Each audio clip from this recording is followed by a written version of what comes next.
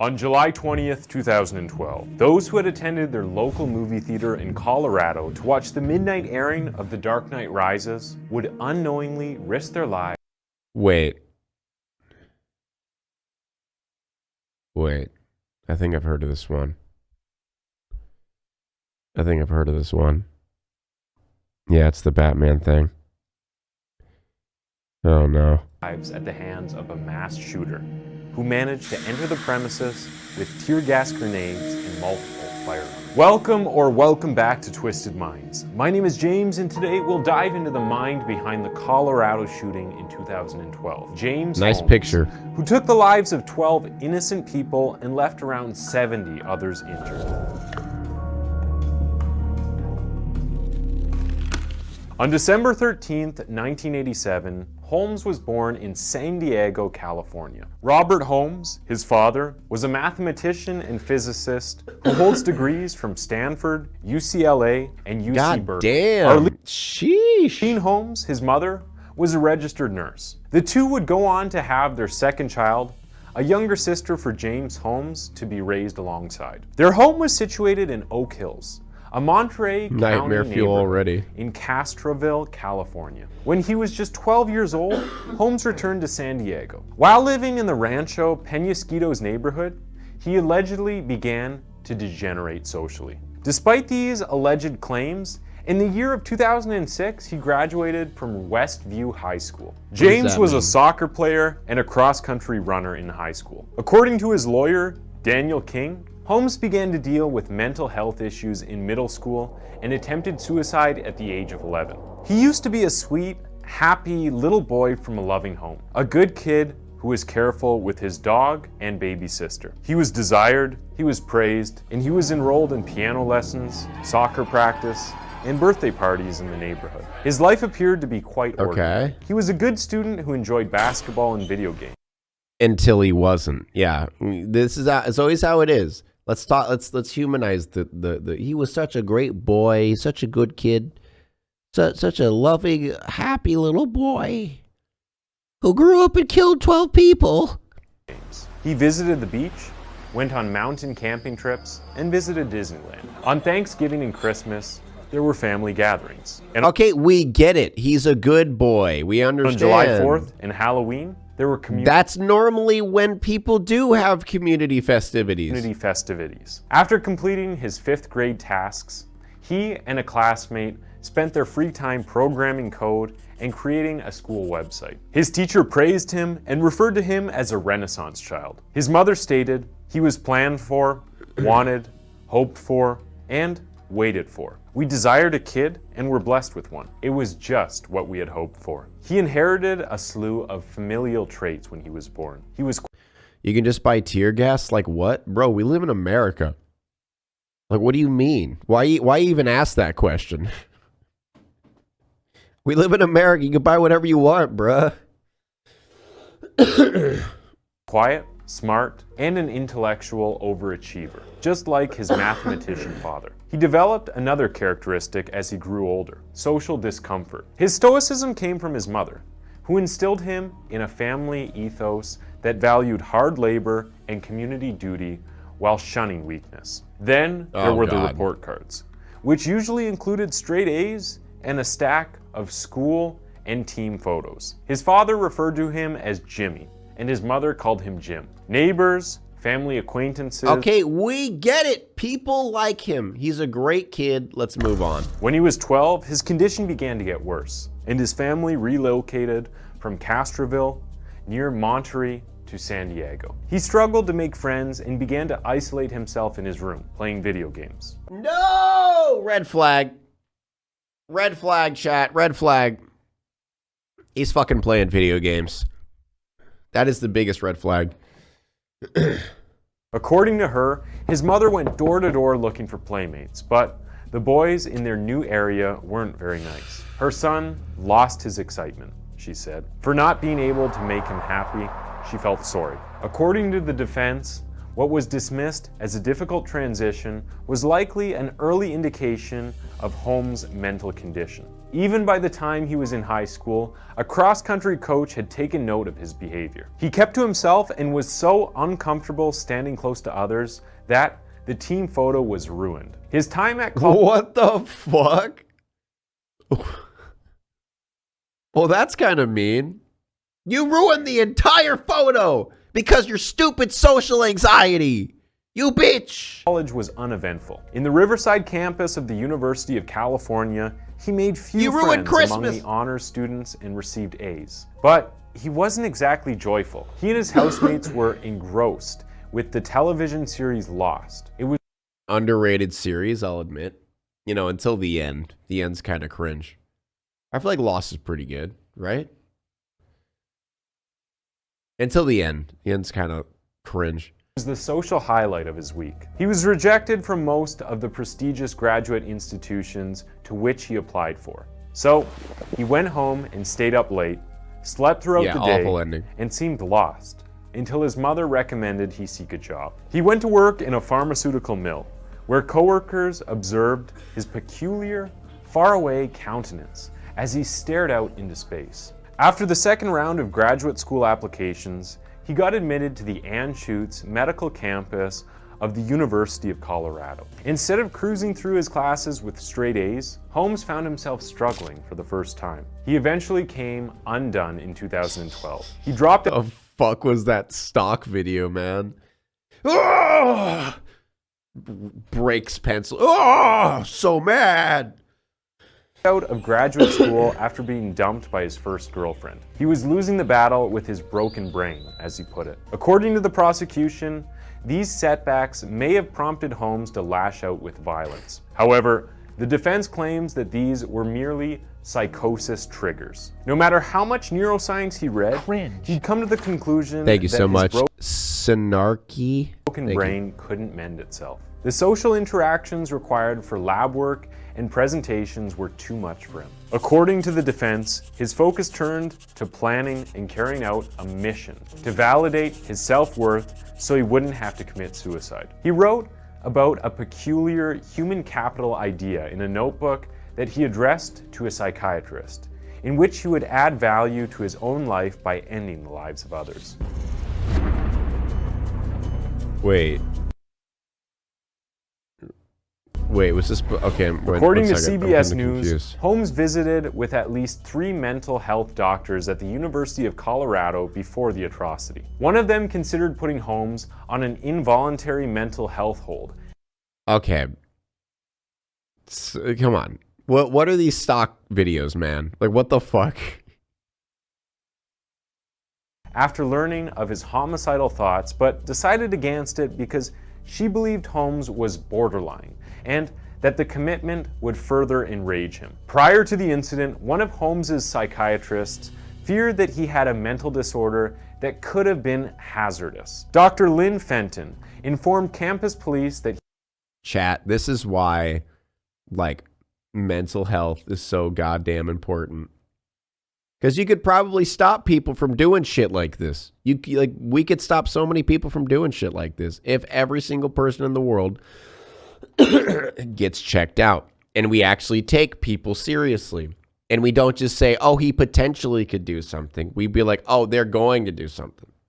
He had made homicidal statements a month before the accident. Holmes wrote a... You're like, come on, bro. Text message to a graduate student 2 weeks before the massacre, asking if the student had ever heard of the disorder dysphoric mania, and urging the student to keep away from him because he was bad news. Holmes chose the Century 16 Theater for his attack, and according to Arapahoe County District Attorney George Brochler, because he liked movie theaters.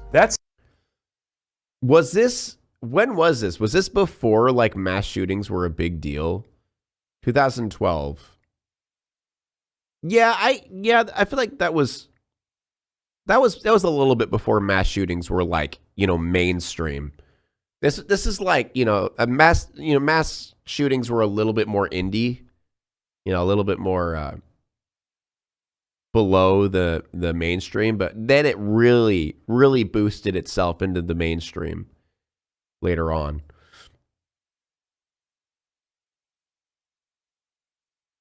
I think it's the one that made it mainstream. Specific theater had doors that he could lock in order to increase the number of casualties, as well as being in an area where police response would take longer. Like, I know it sounds inappropriate for me to joke about mass shootings like that, but that's how everyone treats it. That's how the government treats it. That's how everybody treats it. Is mass shootings are just like, oh, just another day. Let's just fucking build a school that that has more walls so people can hide behind when a mass shooting happens. Let's, instead of fixing the problem, let's just build a school that makes it to where you potentially might not get shot. You know, like people treat it like a joke. Targeted the midnight showing because he assumed fewer children would be present and he didn't want to harm them. Holmes apparently investigated alternative venues for a mass shooting, such as an airport, but decided against it because airport security would be excessive. He further explained why an attack on an airport might be misconstrued as a terrorist attack, adding, "The message isn't one of terrorism. The message is that there is none." He had also considered employing explosives, chemical agents, or biological agents in his attack, but ruled out the possibility because he feared he would blow himself up. James had also pondered serial killing, but he eventually dismissed it as too personal, too much proof, easily caught, few kills. What the fuck? Holmes bought a Glock 22 pistol from a Gander Mountain. Kids have to have clear backpacks at school now too. Not all schools. Like the one we go to doesn't. They just have higher security. Store in Aurora on May 22nd, 2012. He then acquired a Remington 870 Express tactical shotgun at a Bass Pro Shop in Denver 6 days later on May 28th. He bought a Smith & Wesson MP15 sports rifle on June 7th, just hours after failing his university oral exam. All three weapons were legally purchased and background checks were completed.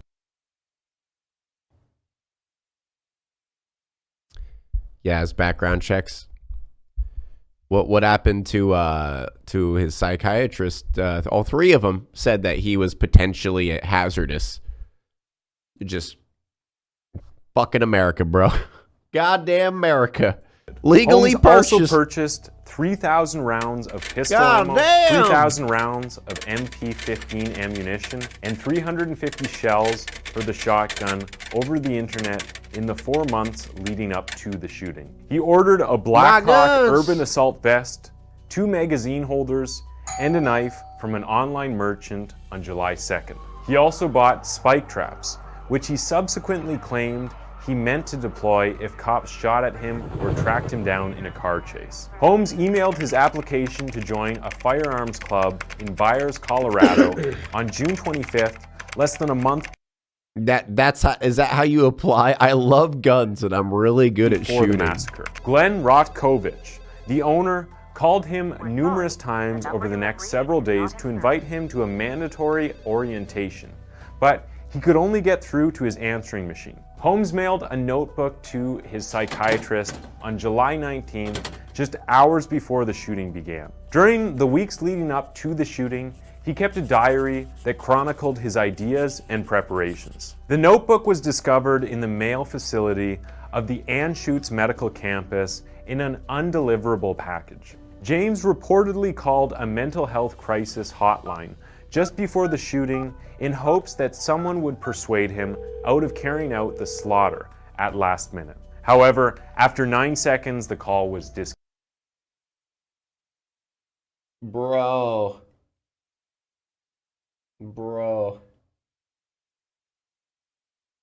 How does that, like, what? How do you have a mental health hotline and no one picks up? What the fuck? Excuse me? Disconnected. He then went on to commit the most devastating mass shooting the state had ever experienced. At the time, it was reported by mainstream news as most... It's so sad that he actually did seek help like countless times. He gave so many people so many different warnings. Victims of any mass shooting in United States history. A midnight showing of the Batman movie turned into a nightmare.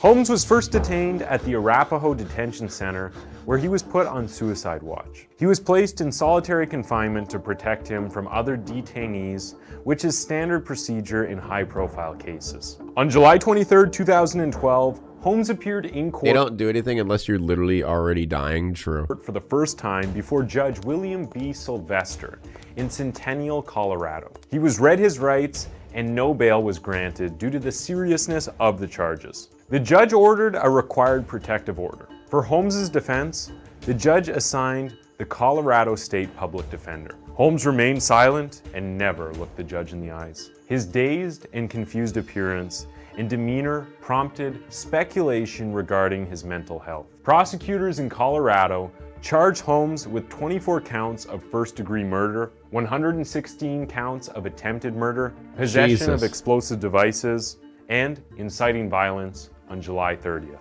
The various charges increased prosecutors' chances of obtaining convictions. Holmes was charged with 1 count of murder with deliberation he dressed up like the and Joker? 1 count of murder with extreme indifference for each individual killed Okay, I don't know about that in one. the incident. In court, he agreed to renounce his right to a preliminary hearing in the next 35 days. It was postponed until December. In the days leading up to the scheduled hearing on November 15th, Holmes apparently attempted several half-hearted suicide attempts. On January 7th, 2013, Holmes returned to court where 911 call tapes and videos from the movie theater were given as evidence. Previously withheld information. The defense team for Holmes maintained that he was mentally sick. Holmes's attorney said that he would be willing to plead guilty to avoid the death penalty. I don't get it. How can you like plead insanity when he wrote an entire novel about how he premeditated this entire thing? How can you even argue that? But the prosecution didn't agree with these terms. Prosecutors said that they would seek the death penalty in a trial set to begin February 2014. Holmes's counsel then filed their intent to plead not guilty by reason of insanity on May 7th, 2013. After Holmes's lawyers rejected a plea for yet another continuance, jury selection began on January 20th, 2015. The jury selection procedure took 3 months. High functioning, maybe? It's premeditated. It doesn't matter. He had enough sanity to be able to lay out a list of what he's going to do, buy the materials to do it, and do it. He was of sound mind when he was doing it. Months. And 9,000 people were summoned, making it the largest jury summons in American history. The trial began on April 27th with the prosecution's opening statements, which stated that Holmes went to the movie theater that evening with the purpose of killing as many people as possible in a mass shooting spree. The defense acknowledged that... Does delusion equal sanity? I think basically insanity means like you're not mentally aware enough or like mentally there in order to say that you did it with sound mind. You know what I mean? I don't know, like, you know, the specifics of it. I just know that if it's premeditated, then there's no way you could really plead insanity. I don't know. Maybe there is. But mental health is so stigmatized because when people first started taking notice, it was always psychopaths. Yeah. Mental health is extremely stigmatized because I feel like it's a little bit better now. But back then, it was more like, oh, if you went to a therapist, you're fucking insane. You know what I mean? If you went to a psychiatrist, you're a fucking crazy person. You probably kill people if you're going to a therapist. But I feel like everyone needs therapy. Straight up, everyone probably needs therapy at one point or another in their life. Because you probably have something wrong. The thing is being told, like you have blank, it makes you feel a billion times better because it explains a lot of things. You know what I mean? Like being told you have a borderline personality disorder or you have bipolar or other shit like that. If you're told exactly what you have and then you just feel so much better because you're like, oh, I have this. I can now take steps to make it better. You know what I mean? But if you're just going with absolutely no idea why you think like you do or, you know, why you do any of this stuff, then it's scary. And then you just think you're insane. Holmes was the shooter but claimed that he has a mental health condition. Depending on with what it is, severe obviously. schizophrenia, and has never been in control of his thoughts. Prosecution testimony began on April 28th and continued for the next 3 weeks, featuring numerous survivors of the slaughter and their reactions to it. Dr. William Reed, a court-appointed psychiatrist who spent roughly 22 hours interviewing Holmes, testified on May 27th that Holmes was mentally ill but legally sane. He was diagnosed with schizotypal personality disorder, which is marked by restricted conduct and interpersonal difficulties. The court was shown tapes of Reed's 2013 conversations with Holmes on May 29th. Before the attack, Holmes addressed his social ineptitude and his violent, paranoid thoughts in the tapes. He also indicated that he believed he was being pursued by federal officials at the time of the slaughter and hoped that they would arrest him before he could act at the theater. After growing despondent, it is crazy how common that is. Like, people who do mass shootings like this, they actually hope someone will stop him. You know what I mean? Like, there's many times where they're actually like wishing that someone would actually get them to not do it. Following his breakup with his partner, he claims that he went from suicidal to homicidal ideas. On July 16th, jurors found Holmes guilty of all 24 counts of first-degree murder, 140 counts of attempted first-degree murder, 1 count of possessing explosives, and a sentence enhancement of a crime of violence after debating for over 12 hours. After jurors couldn't agree on a death sentence, Holmes was sentenced to life in prison without the possibility of parole on August 7th. Due to Holmes's mental health difficulties, 1 juror was against the death penalty, while 2 others were undecided. On August 24th, formal sentencing began and was completed on August 26th. Holmes was finally sentenced on August 26th to 12 consecutive life terms without the possibility of parole for the murder charges, as well as an extra 3,318 years for the attempted murder and explosive possession offenses. Man, he lives a long time. What's his secret? How does he live that long? Now it's time to walk away. I hope you enjoyed your stay. Did you laugh or cry or maybe subscribed? I'll thank you either way. You know I will miss you. I hope you return. Tell your friend or your mother to get me more views, please.